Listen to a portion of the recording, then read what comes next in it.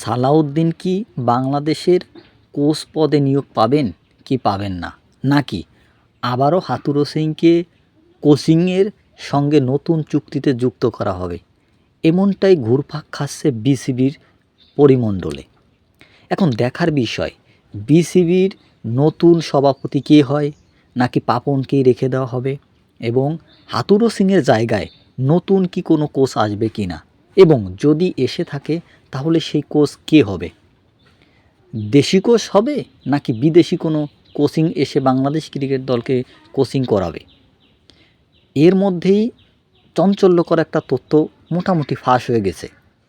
Bangladesh cricket দলের কোচিংয়ের দায়িত্ব নিতে প্রায় রাজি হয়ে আছে কোচ সালাউদ্দিন, যিনি বাংলাদেশ প্রিমিয়ার লিগ বিপিএলের সফলতম কোচ, যে কিনা কুমিল্লা ভিক্টোরিয়ার্সের হয়ে ইতিমধ্যেই তার সাফল্যের পরিচয় দিয়েছে।